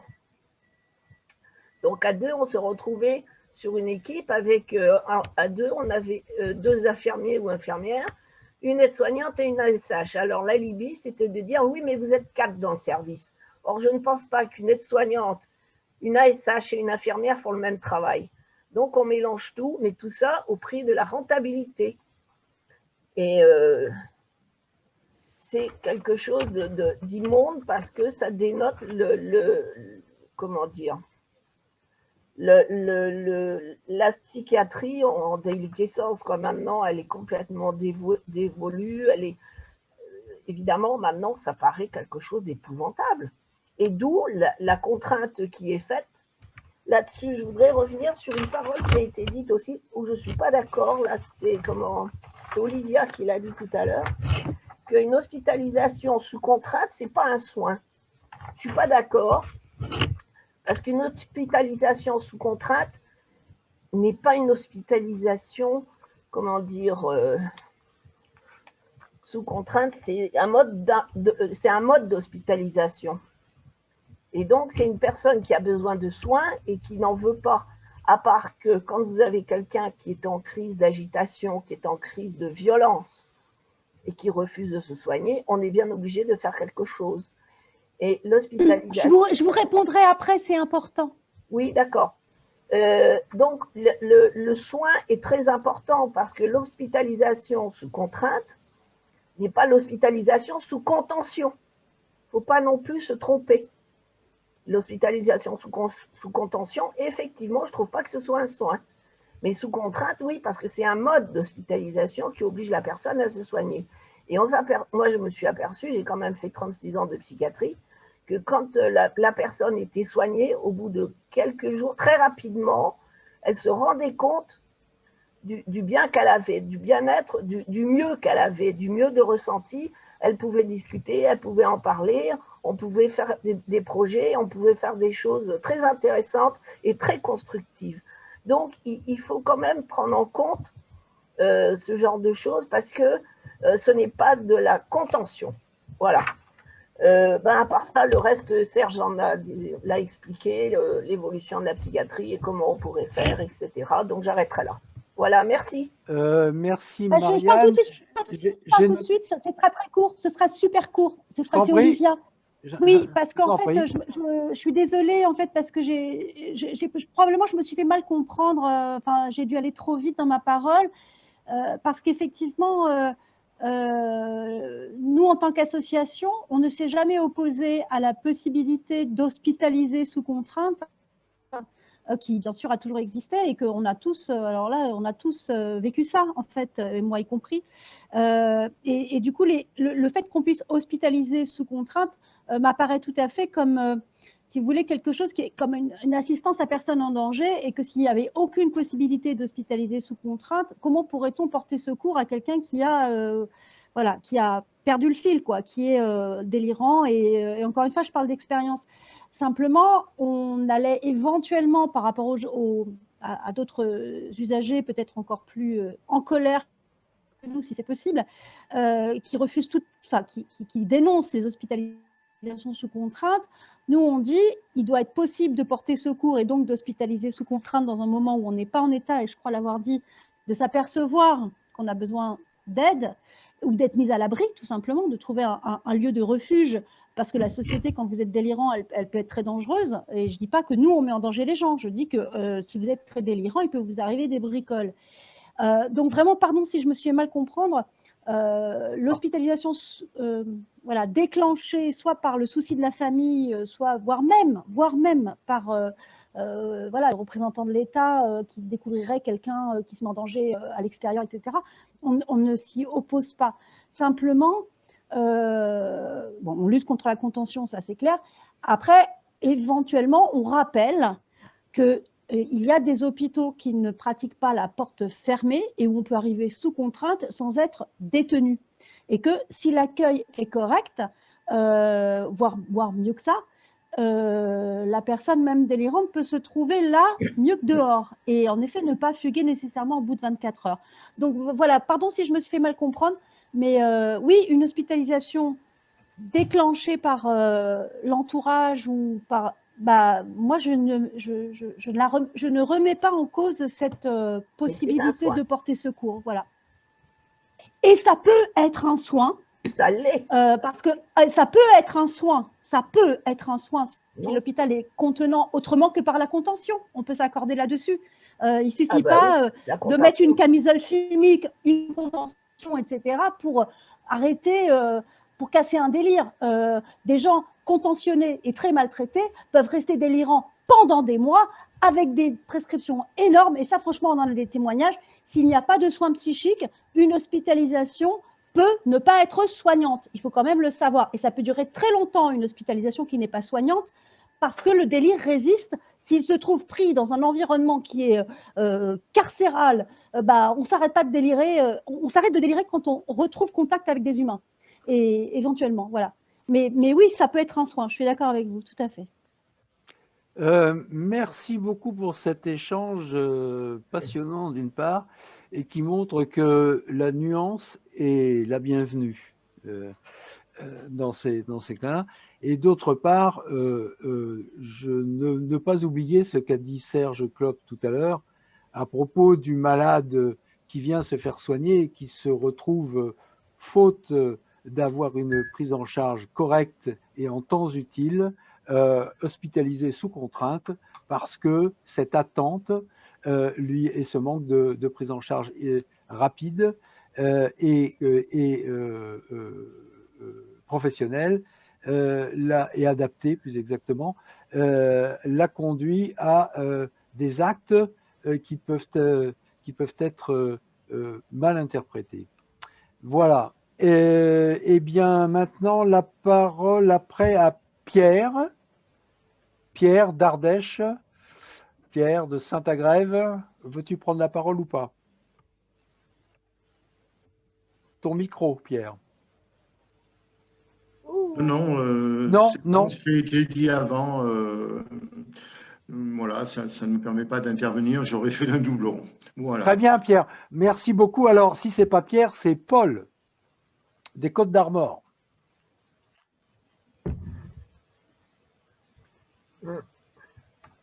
Qui doit, je pense, vouloir rebondir sur la Sécu.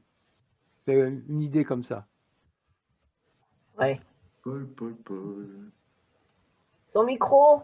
Paul, ton micro. Alors, je suis en train de le chercher là. C'est bon, c'est bon. Oui, je rebondis un peu à ce que a dit tout à l'heure Lucas. Et j'ai envie de rajouter une ou deux choses. Mais ce n'est pas forcément en contradiction, c'est peut-être pour compléter. Donc, je me retrouve dans mes activités syndicales et donc de conseiller à traiter des dossiers individuels, quoi, des gens qui font appel, etc. Qu'est-ce qui se passe et tout. Alors, jusque récemment, j'avais des dossiers où il y avait des gens qui avaient des emmerdes, on va dire, avec un problème administratif, d'ordre administratif, technologique, blablabla. Depuis un certain nombre de mois, et ça s'accélère terriblement, il y a toujours une annexe à un problème technique, on va dire, technocratique. On a toujours une annexe qui relève presque de problèmes un peu plus difficiles à cerner. C'est-à-dire qu'on voit très clairement que des gens qui ont du mal à vivre s'accompagnent aussi un mal de vivre. Et ça, c'est très curieux. C'est-à-dire qu'il y a toujours la panne, le grippage administratif et tout. Ça, c'est le long terme, enfin, c'est l'histoire. Puis maintenant, il y a la mise en valeur, enfin valeur non, la mise en avant quand même d'une souffrance, de souffrance individuelle. Nous, on a beaucoup de familles monoparentales et tout, bon, ça suppose… Et donc, on a un aller-retour entre le mal à vivre, à avoir les moyens de vivre, et puis le mal de vivre. Et c'est un aller-retour permanent assez difficile à cerner et à répondre, évidemment, quoi. Et donc, puisque la 5e branche a été évoquée, et puis tant mieux, ça me fait plaisir, puisque j'y passe un peu trop de temps, à mon avis, mais j'ai établi un glossaire sur la 5e branche pour vous donner une idée sur les termes utilisés par la sécurité sociale sur le sujet. Et rien que sur l'autonomie ou la perte d'autonomie, j'ai dépassé 50 entrées de termes technocratiques que personne ne comprend. D'où l'intérêt de ce glossaire. Quand on veut compliquer la chose, on utilise des nouveaux termes, des nouveaux acronymes, etc. Ça devient vraiment incompréhensible.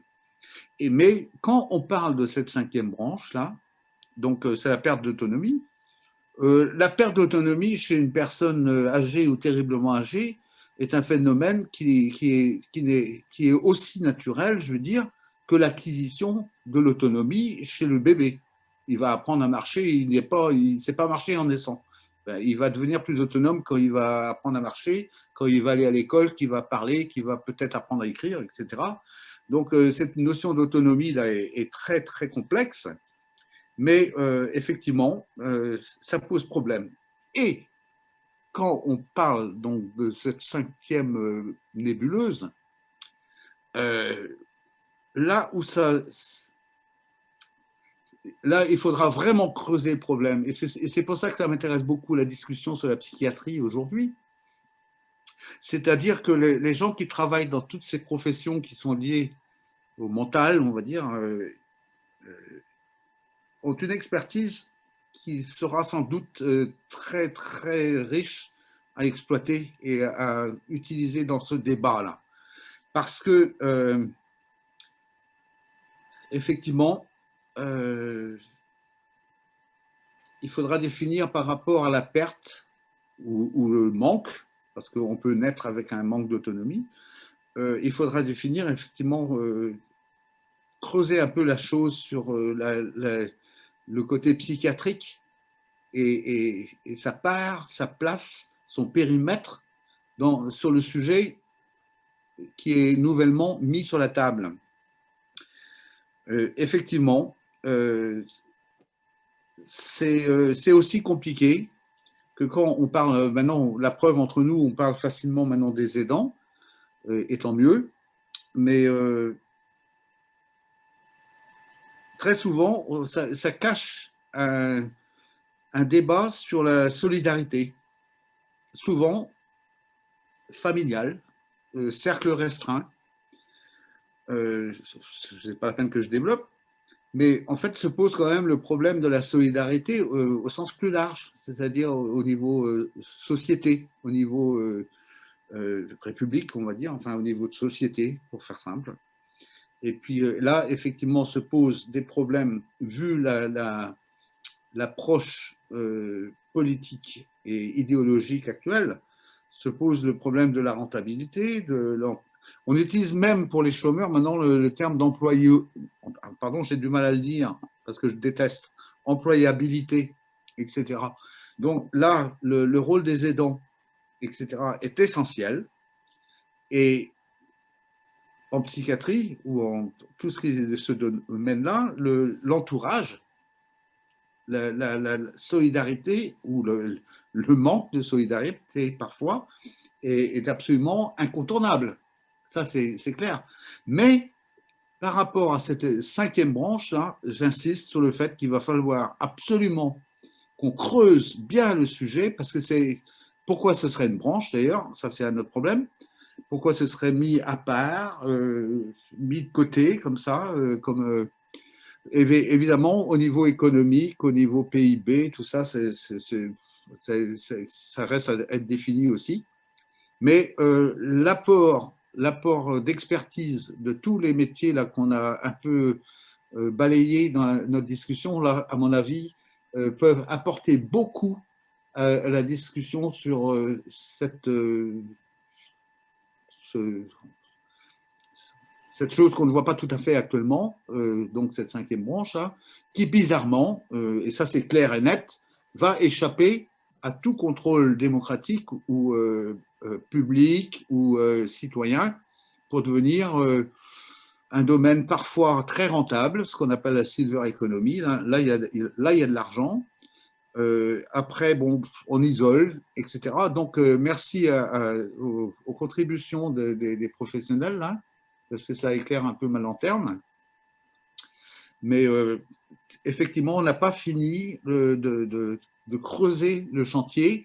Et là, par rapport aux hôpitaux, enfin aux maisons d'accueil, à l'urbanisme, au logement, au parcours de vie, on utilise aussi assez facilement dans certaines institutions le terme projet de vie pour des gens qui n'en ont pas. C'est vraiment un chantier qui est ouvert, quoi, vraiment, et qui demande beaucoup de contributions diverses, aussi variées que ce que j'entends depuis le début de la réunion, là. Donc merci à tous, mais je reste très très très vigilant sur ce qui est interne, externe, la société, la famille, l'école, le logement, etc., par rapport à toutes les problématiques qu'on caresse là, cet après-midi. Merci de m'avoir laissé parler.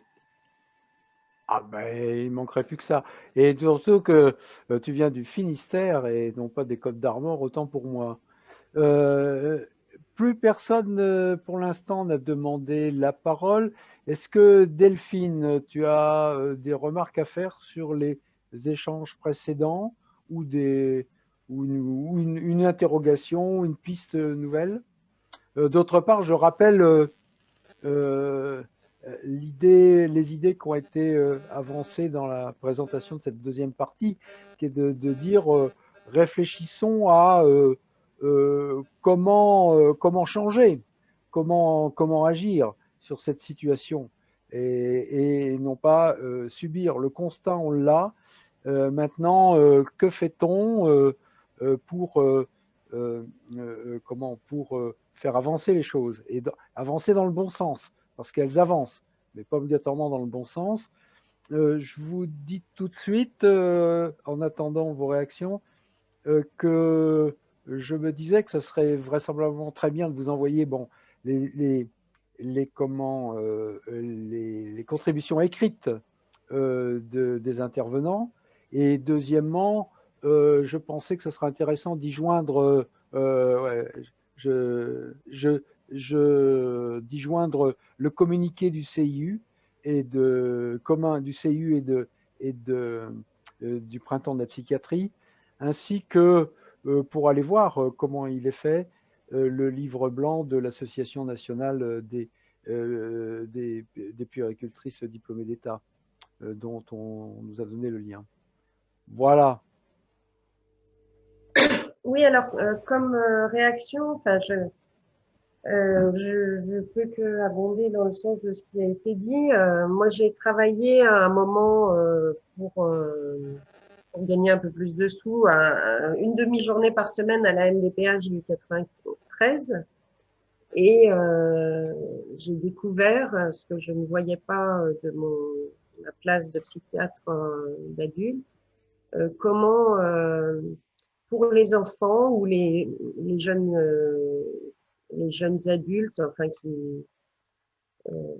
au-delà entre 18 et 20 ans, enfin comment finalement par la prolifération des diagnostics de troubles envahissants du développement, faits dans des cabinets de psychologues privés, des bilans d'ailleurs auxquels je ne comprenais strictement rien, tellement il y avait des tests neuropsychologiques, tout ça, je ne comprenais rien. Mais en fait, la finalité de tout ça, c'était devoir reconnaître, pour la personne qui faisait la demande, donc un handicap et une prise en charge de soins, en fait, par la MDPH. Donc, ça pouvait être de la psychomotricité, mais aussi des séances de psychothérapie, etc. Donc, j'étais tombée des nues de voir, ça fait, je sais pas, 5 ans, 8 ans, de voir que maintenant, c'était plus la sécurité sociale qui prenait en charge ces soins, ça se passait dans le privé, etc. Et donc, tout ce que vous dites là sur la bascule vers la 5e branche, enfin, vers le handicap, etc., enfin, ça fait des années et des années que c'est en train de se faire. Hier, j'étais en réunion Zoom avec le collectif sur les CMPP, enfin bon, ils sont très en difficulté. Et leur constat, c'est le même, en fait, donc de voir comment dans les CMPP, mais dans des tas de... Enfin, même dans le médico-social, il y a même une destruction de ce qu'ils sont en train de faire dans le médico-social, avec un morcellement des prises en charge, le saucissonnage, là, dont j'ai entendu ce mot tout à l'heure, qui est vraiment, c'est le saucissonnage du patient, saucissonnage des prises en charge, etc. Enfin, ça n'a plus aucun sens. Donc, moi, je suis un peu pessimiste par rapport au fait que les choses sont enclenchées depuis tellement longtemps et c'est une telle logique de néolibérale qui avance à marche forcée. Je ne sais pas comment. Je n'ai malheureusement pas d'idée lumineuse à proposer pour qu'on arrive à faire chemin arrière, si ce n'est continuer à se faire entendre et en alliant les familles et les professionnels, les familles, les patients, les professionnels. Donc, je ne sais pas, faire un livre blanc, enfin, il y a des initiatives ici et là, il y a justement, hier, dans cette réunion des CMPP, la volonté, c'était de converger avec d'autres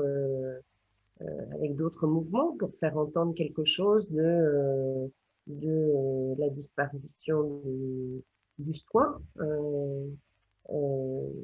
Voilà, et le faire entendre, pas forcément au gouvernement, parce que je pense que ça fait quand même des années que tout le monde s'exprime sur le sujet, les syndicats, les collectifs, etc. Mais le fait de faire entendre à la population générale qui pourrait se soulever, enfin, c'est par là que peut-être on pourrait y arriver.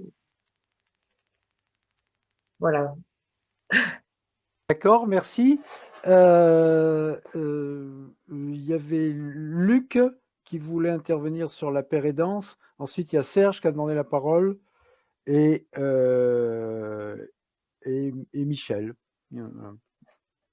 Oui, concernant la paire et danse, parce qu'il y a des choses qui sont faites, en tout cas, je sais que en Aquitaine, il y a eu des essais, des tentatives, des formations même à la paire et danse, c'est-à-dire on va considérer qu'une personne qui a été soignée en psychiatrie a suffisamment de savoir pour pouvoir transmettre ce savoir à d'autres personnes souffrant de maux du même type et sera mieux à même de le prendre en charge qu'un soignant.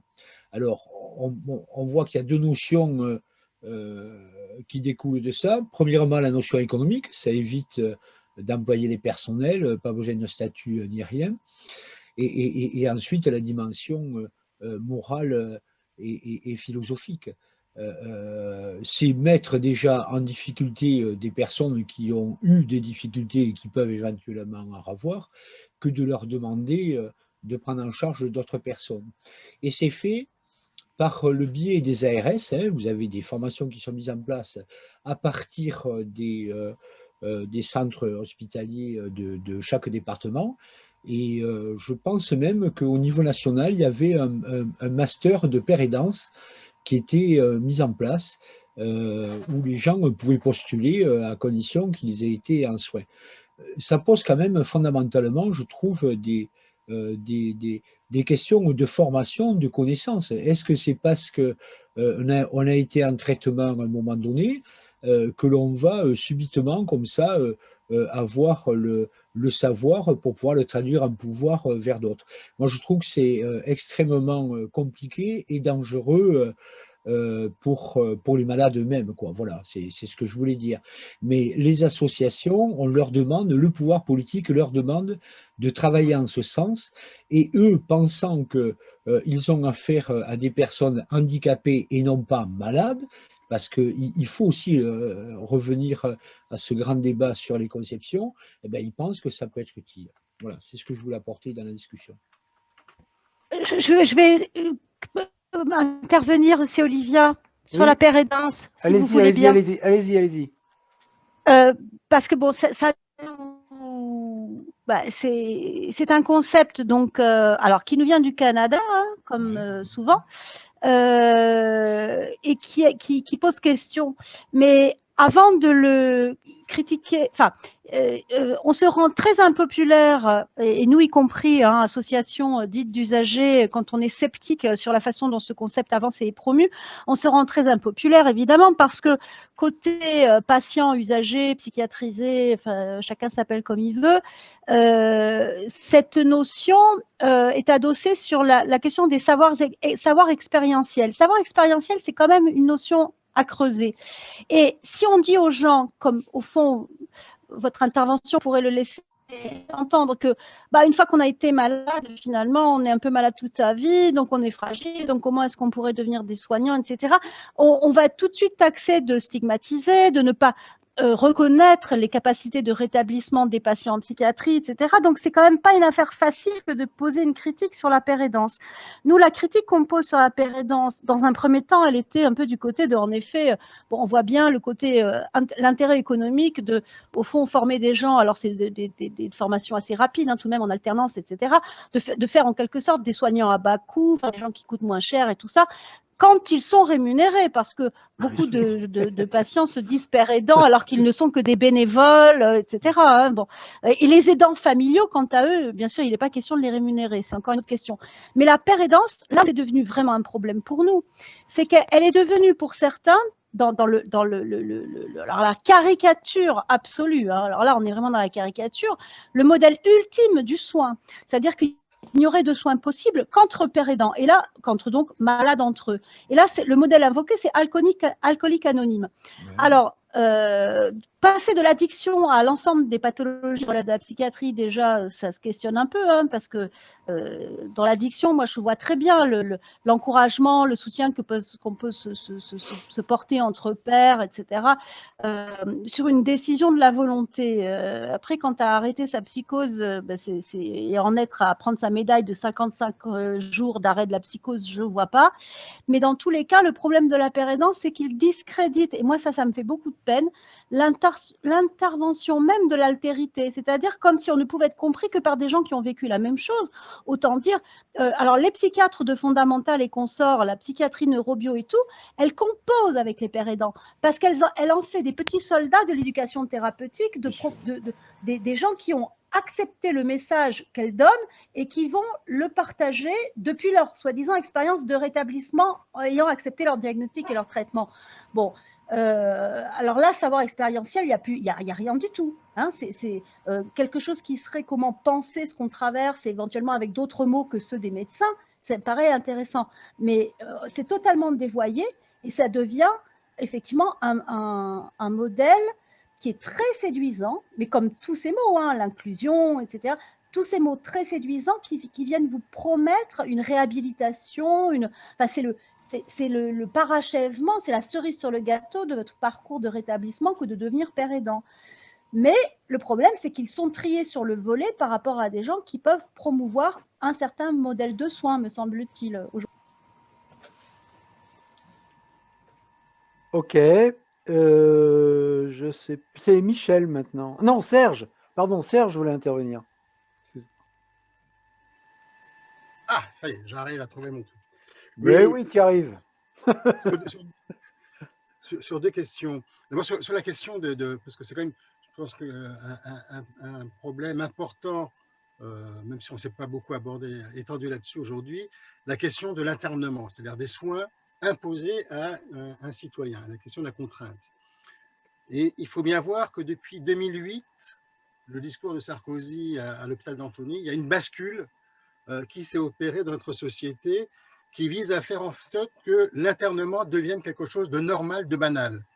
Or, ce qu'il faut bien voir, c'est que dans la loi de 1838, qui était la première loi sur l'internement, qui est la première loi qui prévoyait qu'on pouvait interner quelqu'un en fonction de sa dangerosité pour lui-même ou pour autrui au moment où l'internement est prononcé, loi qui a été réformée en 1990, l'internement faisait partie du droit d'exception.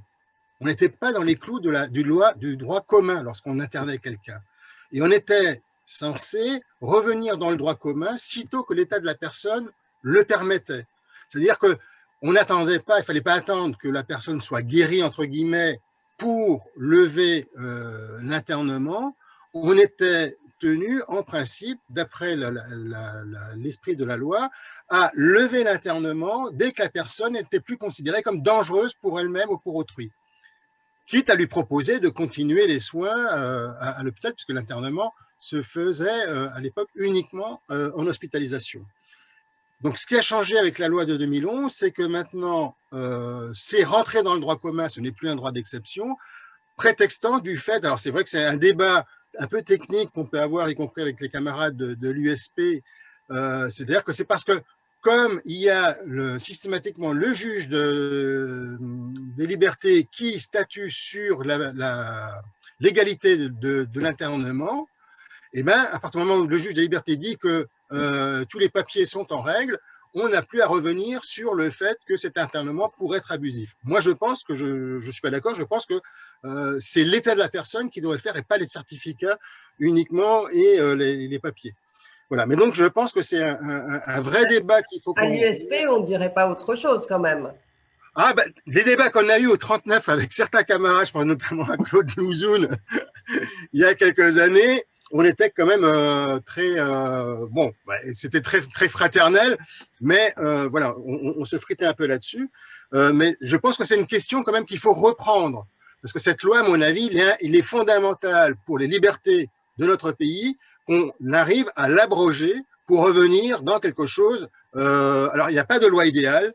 Comme disait Bonafé, la seule loi possible, c'était la loi de 1838 est abrogée, point barre, mais en sachant qu'il y a un trou, parce qu'il y a quand même malgré tout des personnes qu'il faut parfois pouvoir protéger lorsqu'elles sont dans des états de folie furieuse. Donc, c'est pas simple, mais je pense que c'est un vrai débat de société à avoir. L'autre point, peut-être plus, qui va peut-être plus parler à tout le monde, c'est le fait quand même que, par rapport à ce que disait Jean-Luc, comment est-ce qu'on va aboutir sur des propositions, je pense qu'il faut bien avoir conscience que la position qu'on a développée à plusieurs voix cet après-midi avec Olivia, Delphine, et puis bon, on aurait pu en inviter plein d'autres, on est quand même de plus en plus minoritaire dans le milieu des professionnels. Et moi, quand je vois, quand j'ai commencé un peu à m'intéresser à ces questions-là et à me bagarrer dans certaines organisations il y a 30 ans ou 40 ans, on était beaucoup plus nombreux qu'aujourd'hui. Et c'est renforcé, cette minorité est renforcée parce que idéologiquement, c'est travailler dans les formations initiales et les formations continues, notamment au travers du tout neurosciences, etc. Ce qui fait que si on veut inverser, sortir de cette logique maltraite et déshumanisée de la psychiatrie, eh bien, je pense que le seul moyen qu'on ait, c'est de passer par la population. Et je pense que ça, c'est quelque chose d'important. Et quand je dis bien la population et pas que les associations d'usagers, etc. C'est parce que je pense que c'est un débat qui concerne toute la population et que par contre, on peut, à partir de l'exemple de la psychiatrie, qui à mon avis est peut-être plus sensible à un moment donné, lorsqu'on prend le temps, comme aujourd'hui, de déplier un peu les choses, à partir de l'exemple de la psychiatrie, peut-être l'élargir à l'ensemble de la manière dont aujourd'hui on conçoit et on met en place une santé, là, y compris à l'hôpital général, de plus en plus déshumanisée, de plus en plus standardisée et prenant de moins en moins en compte l'intérêt et la singularité de chaque malade. Et à partir de là, je pense qu'on pourrait peut-être là, effectivement, poser un vrai débat de société sur comment est-ce qu'on conçoit la personne humaine dans notre société. Merci Serge. On voit bien tout de suite qu'on le prenne par un bout ou par un autre, on arrive à être obligé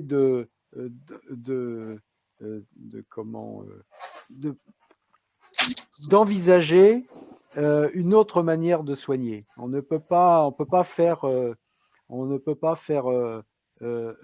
l'impasse là-dessus, il me semble, à vous écouter toutes et tous là. Je vois que ce débat est absolument nécessaire. Mais c'est vrai qu'il va à l'encontre de tout ce qui est mis en place, puisque, je ne vais pas vous raconter ma vie, mais Monsieur Lemoigne, qui à un moment était directeur des affaires médicales du CHU de Nantes et qui est maintenant directeur de cabinet du ministre, en passant et qui est entre deux est allé directeur général du CHU de Toulouse et qui a fait parler de lui là-bas. Eh bien, Monsieur Lemoigne m'a dit un jour, en tête à tête, comment voulez-vous qu'on gère l'hôpital? On ne sait même pas combien coûte un soin. Et donc, effectivement, c'est ce qui a été mis en place, qui n'existe pas encore en psychiatrie, mais dont les réformes projetées sont l'objet, c'est-à-dire l'introduction de la T2A, comme je l'ai mis dans le commentaire. L'introduction de la T2A vise à pouvoir individualiser non pas des parcours de soins, non pas des prises en charge, mais des actes médicaux. Et d'où le spécialiste du 5e doigt ou de telle partie du cerveau. C'est ça. Et effectivement, c'est la logique comptable et gestionnaire qui est à remettre en cause et pas uniquement évidemment en psychiatrie. Bien, s'il n'y a pas d'autres demandes de parole, je propose de donner la parole à Michel pour sans doute un mot de conclusion. Oui, je vais dire un mot de conclusion, mais avant, J'ai vu Marie-France lever la main et la baisser, donc je ne sais pas si elle veut parler.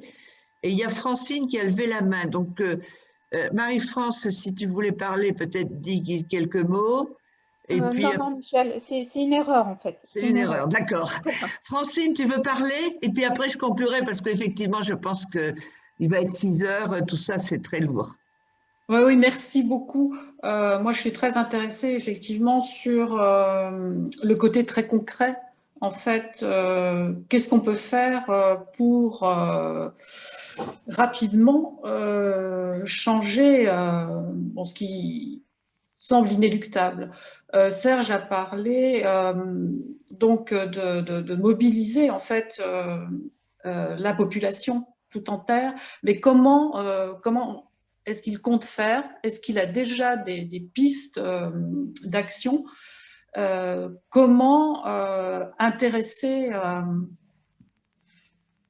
toutes les Françaises, tous les Français à ce problème plus particulier de la psychiatrie, ou est-ce qu'on fait une action plus globale sur la santé en général?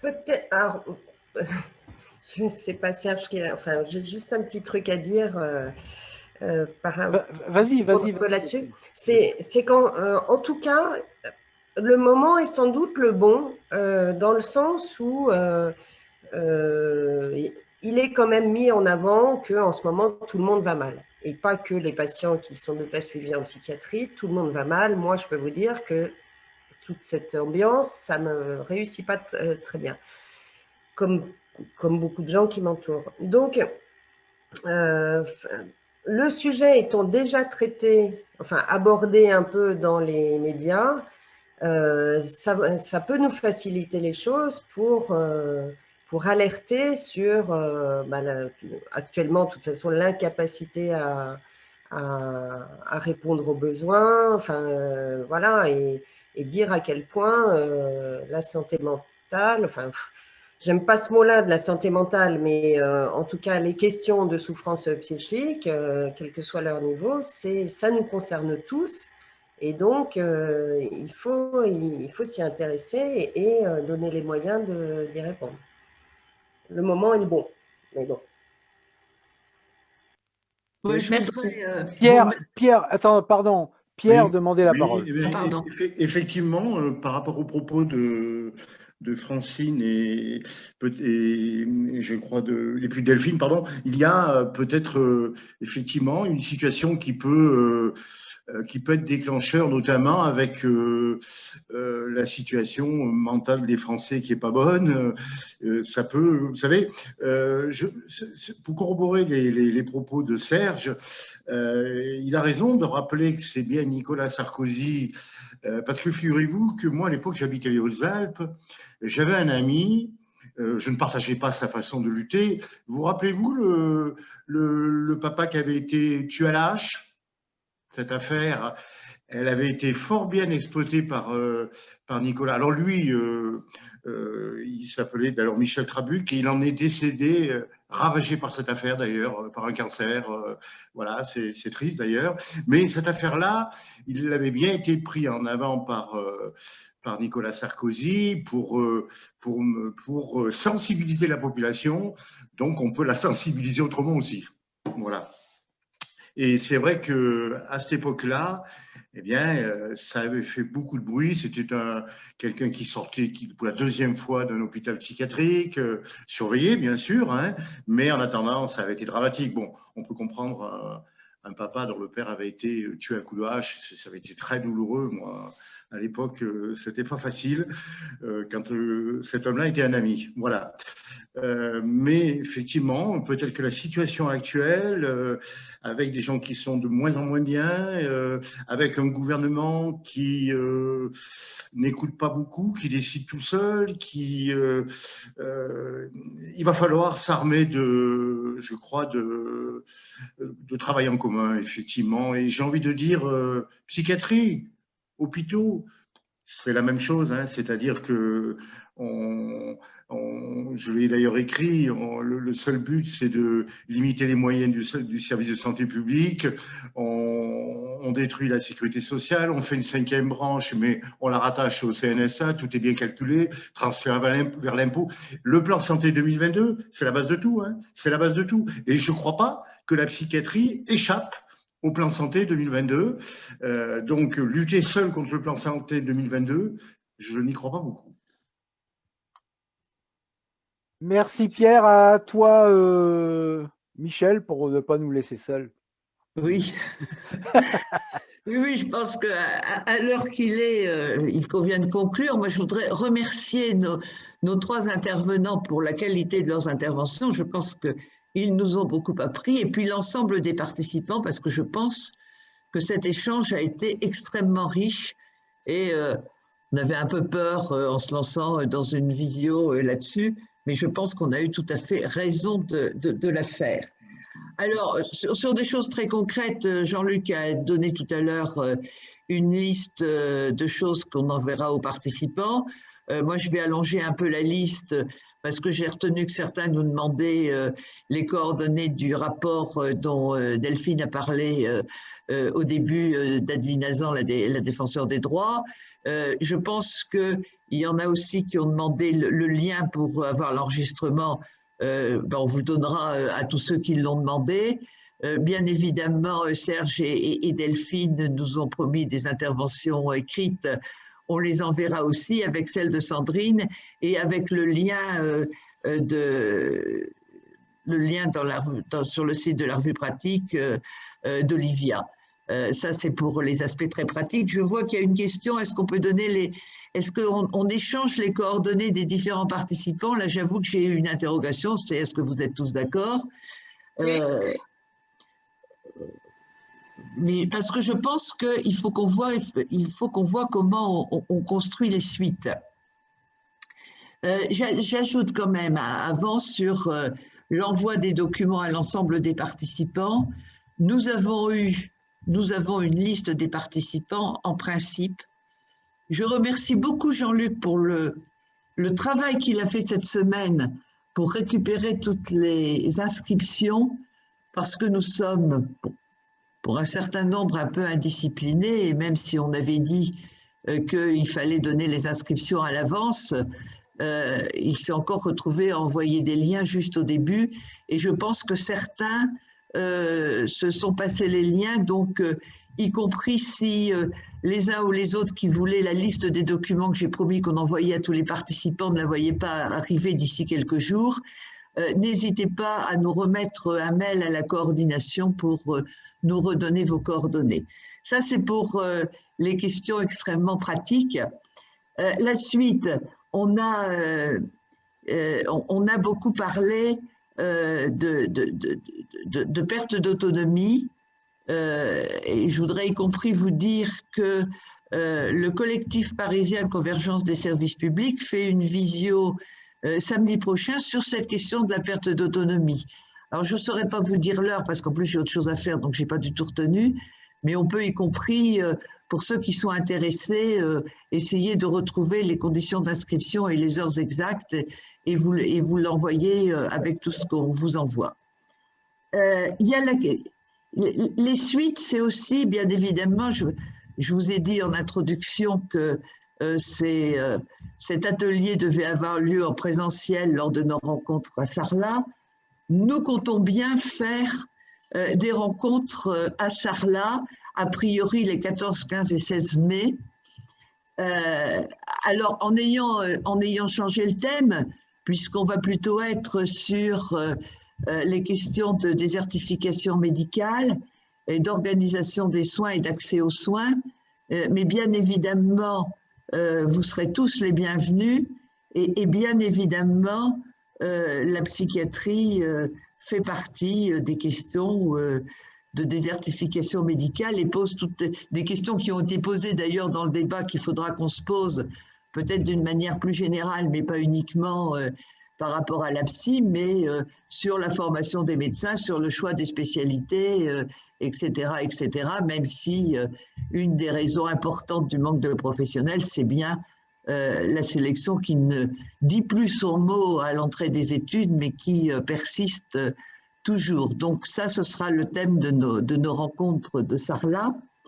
Et puis après, je pense qu'il faut véritablement qu'on voit comment on donne des suites à cet atelier sur ces questions spécifiques de psychiatrie, mais qui sont un marqueur profond de notre société, qui sont extrêmement marqués par l'évolution idéologique libérale de notre société. Je pense qu'on est tous d'accord là-dessus. Alors, il est 6 heures là, et c'est pas ce soir, et puis on en a tous un peu marre qu'on va régler les questions. J'ai quand même retenu que je pense que le CIU serait partie prenante à une réflexion. Le printemps de la psychiatrie, bien évidemment, je pense. L'USP aussi, je suppose, mais elle est partie prenante du printemps de la psychiatrie. Notre coordination, bien évidemment, on ne fait pas des ateliers comme ça sans vouloir que ça débouche sur des suites. Donc, ma dernière question, c'est peut-être, est-ce qu'il y a d'autres organisations qui voudraient participer à cette réflexion, ou est-ce qu'on se dit que il faut déjà qu'on se donne un petit temps de réflexion, de retour dans chacun de nos organisations sur la richesse de cet atelier de cet après-midi, et puis après échanger quelques pistes d'action, mais s'il y a d'autres organisations, bien évidemment, on est partie prenante. On ne fait que les solliciter avec plaisir. Voilà, donc on vous donne encore 2 minutes pour dire si d'autres organisations veulent participer. Serge, tu veux redire un mot? Oui, justement, sur cette question-là, il se trouve, bon, après, j'ai eu des soucis de santé qui m'ont permis de conclure, mais en 2016, où il y avait eu justement, par rapport à la mise en place des groupements hospitaliers de territoire, un mouvement un peu plus fort quand même en psychiatrie, pour s'opposer au GHT, qui participe aussi justement de ce démantèlement des soins de proximité, que ce soit en psychiatrie ou à l'hôpital dans les soins généraux. J'organisais régulièrement des débats sur la psychiatrie à la Fête de l'Humanité, et on avait conclu le débat justement sur l'idée, à partir du constat, on a fait à peu près le même constat que cet après-midi, qu'il fallait effectivement lancer un mouvement de refondation de la psychiatrie et du secteur, sur lequel était quand même un accord, bien sûr l'USP, puisqu'ils étaient présents, mais aussi la CGT, Sud, l'appel des appels. Enfin, il y avait quand même, on était quand même 7 ou 8 organisations, et je pense que ça serait quand même intéressant aussi que la coordination, si vous pouviez les relancer, ça me paraîtrait intéressant. Oh bah, pas de souci, hein. Pas de souci, aucun problème. Voilà. Ben, je crois que effectivement le but c'est de donner des suites. Donc un grand merci. Je pense qu'il faut qu'on prenne un peu de recul maintenant par rapport à la richesse de ces échanges. Merci encore pour votre participation.